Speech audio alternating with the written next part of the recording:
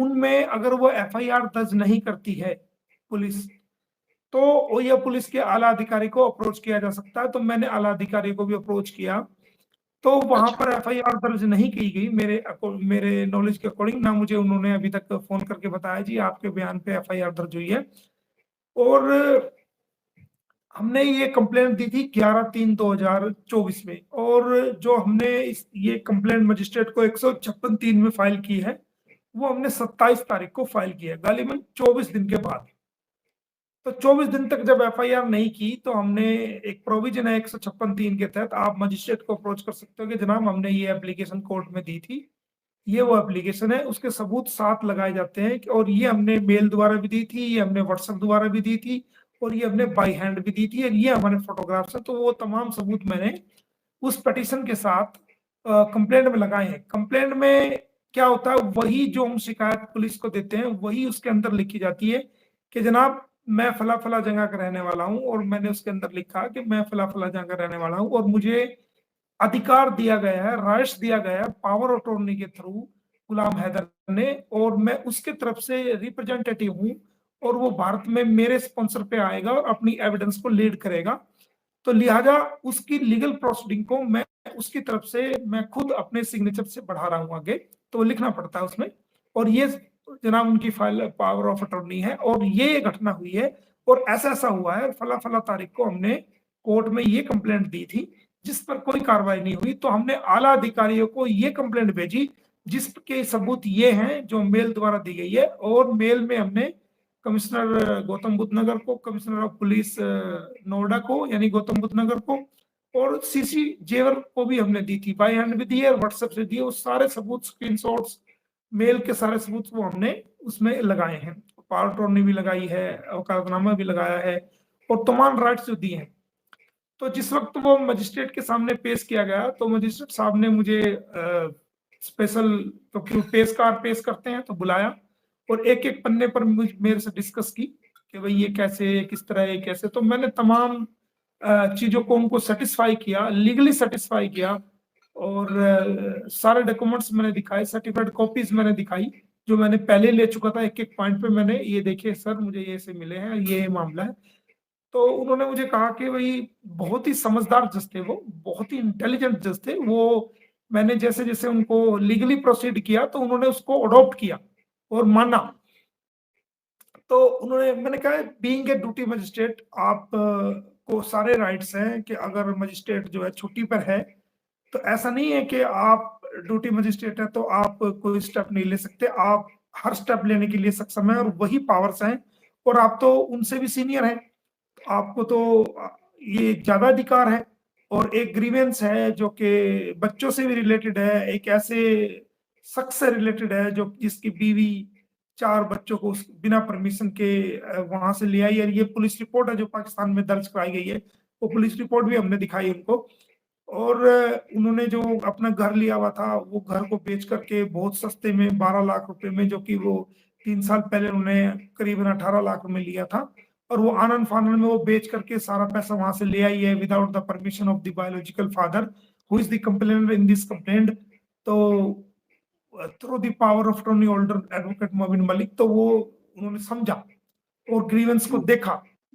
तो उन्होंने वो, हालांकि उन्होंने मेरे बारे में भी काफी पहले पढ़ रखा था, तो बाय नेम भी उनके याद जहन में था, तो उस विषय पर तो ज्यादा बात नहीं हुई, लेकिन उन्होंने मेरा नाम लेके मुझे बुलाया, तो उससे अंडरस्टूड था कि उन्होंने कहीं ना कहीं किसी विषय पर जरूर पढ़ा होगा। लेकिन वो बहुत ही समझदार, बहुत ही इंटेलिजेंट जज साहब थे, और उन्हें कम से कम आधा से आधा घंटा के करीब मेरी बहस को सुना, एक एक डॉक्यूमेंट को चेक किया, और पढ़ने के बाद उन्होंने देखा कि हाँ वाकई इसमें इनजस्टिस हो रहा है। तो उन्होंने एसएचओ जेवर को फौरन नोटिस किया मेरे सामने, अपने हाथ से कलम से ऑर्डर किया, और अच्छा। करने के बाद मेरे से पूछा कि भाई डुप्लीकेट कॉपी साथ लगी हुई है। मैंने कहा सर साथ है, सारी चीज कंप्लीट है, फाइल पूरी है, मेरी फाइल में जरा जी। सी भी कोई कमी नहीं है। तो जो पेशकार थे उन्होंने भी बताया कि फाइल में कोई कमी नहीं है, साथ में सब कुछ है। तो हम फाइल में कमी कोई छोड़ते नहीं है, इतना वक्त भी काफी हो गया। तो वो सारी चीज हमने करी, तो उसमें एसएचओ को नोटिस जारी किया गया। तो ये हम और हमारी जो कंप्लेंट थी उसको एडमिट कर लिया गया। ये सबसे बड़ी कामयाबी। देखिए इस पे क्या फैसला आएगा और पुलिस क्या जवाब देगी और कोर्ट क्या फैसला करेगी, ये सवाल तो बाद का सवाल है। बिल्कुल। क्योंकि सबसे पहला तो हमारे केस को कोई एडमिट करने के लिए तैयार ही नहीं था। हुँ, हर आदमी अपने पहल अपने अपने अधिकार से वो बात को झाड़ना चाह रहा था, उस चीज़ को टालना चाह रहा था, उस चीज़ को उस पचड़े में पड़ने की ज़रूरत को नहीं समझ रहा था कि ये मैटर जो है रिलेटेड टू पाकिस्तान है। मैं सबसे जो ज़्यादा खुश हूँ, वो इसलिए हूँ कि बिना गुलाम हैदर के एक पावर ऑफ अटॉर्नी की तरफ से जो है हमारे केस को एडमिट कर लेना। और अगर एक बार केस एडमिट हो गया तो फिर मुझे घबराने की ज़रूरत नहीं है। अगर किसी वजह से हमारे केस में बहुत ज़्यादा दम है और मेरे पास सारे सर्टिफाइड कॉपी हैं, सारे सबूत हैं, जो कि इस बात को प्रूव करेंगे कि भई 420 करके 420 जालसाजी करके ज़मानत ली गई, वो अदालत का ही रिकॉर्ड है। उसको अब कोई मना नहीं कर सकता, चाहते हुए भी मना नहीं कर सकता। लेकिन अगर कोई उसको जुडिशियल माइंड से उसको ना पढ़े उन डॉक्यूमेंट्स को और उनको फैसला करते हुए उनको ध्यान में ना रखे, तो ये उनके जुडिशियल माइंड पर डिपेंड करता है। ये लेकिन मैं अब आज के टाइम में बड़ा लीगली स्ट्रांग हूँ और अब मेरे लिए बड़े रास्ते खुल गए हैं, क्योंकि अगर ये मजिस्ट्रेट साहब उस पे और जो ड्यूटी मजिस्ट्रेट की जगह आप जो रेगुलर मजिस्ट्रेट साहब आएंगे, तो अगर ये किसी वजह से उस पे पॉजिटिव ऑर्डर नहीं करते, तो मुझे घबराने की जरूरत नहीं है। मैं उसको सेशन कोर्ट में लेके जाऊंगा और सेशन कोर्ट में जी, सीनियर डिस्ट्रिक्ट सेशन जज उसको सुनेंगे। और अगर वहां भी कामयाबी नहीं मिलती है तो मैं ऑनरेबल हाई कोर्ट लेके जाऊंगा, और ऑनरेबल हाई कोर्ट से भी मुझे नहीं सुना जाता है तो मैं इसको ऑनरेबल सुप्रीम कोर्ट तक लेके जाऊंगा। बट सबसे बड़ी कामयाबी तो ये है कि मेरे केस को एडमिट कर लिया गया है। ये मेरे लिए बिल्कुल। सबसे बड़ी, जब जब तक किसी केस को एडमिट ही नहीं किया जाता तो सुनवाई कैसे होती। अब मेरे लिए ये तो रास्ता खुल गया कि मुझे सुना जाएगा। इतना तो सर है कि एक मुझे एक इल्लीगलिटी है सर, एक गैर कानूनी काम जो लगातार मुसलसल हो रहा है। जो आप भी चूँकि अपनी एप्लीकेशन में आपने पहले भी दिया और कोर्ट में भी रखा, उसके बाद फिर आप दोबारा जो है नगर के जो कमिश्नर हैं, उनको दोबारा भी एप्लीकेशन दी। तो ये तो तमाम इदारे जानते हैं कि गैर कानूनी काम हो रहा है, मुसलसल हो रहा है, लगातार हो रहा है। कोर्ट से रजू करने के बावजूद, उनसे रजू करने के बावजूद एक्शन क्यों नहीं हो रहा सर? वही वाली बात, जैसे पाकिस्तान का मामला है, तो यहाँ तो फौरन एक्शन होना चाहिए था सर।